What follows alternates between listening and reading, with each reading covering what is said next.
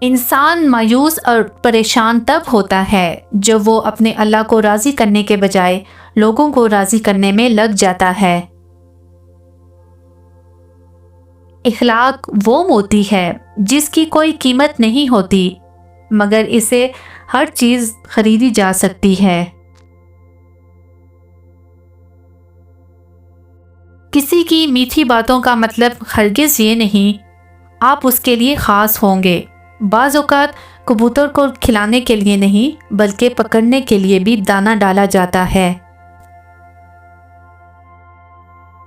کسی کا دل مت دکھاؤ کیونکہ معافی مانگنے کے باوجود اسے دکھ ضرور رہے گا، جیسے دیوار میں لگے کیل کو نکالنے کے بعد بھی نشان رہ جاتا ہے۔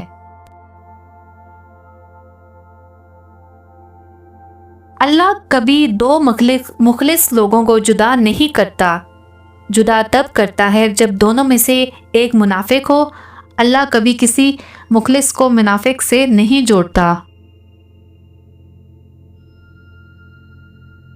رشتوں کو ایسی خوبی سے نبھاؤ جیسے شہد کی مکھی پھولوں سے رس بھی لیتی ہے اور ان کا نقصان بھی نہیں ہونے دیتی۔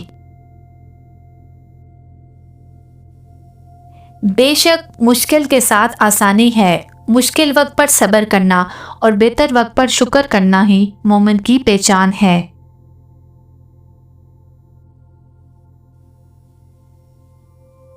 پانی بنو جو اپنا رستہ خود بناتا ہو، پتھر نہ بنو جو دوسروں کا رستہ روک لیتا ہے۔ جس کا ظرف دیکھنا ہو اس کو عزت دو، فطرت دیکھنا ہو تو اسے آزادی دو، نیت دیکھنی ہو تو اسے قرض دو، خصلت دیکھنی ہو تو اس کے ساتھ کھانا کھاؤ۔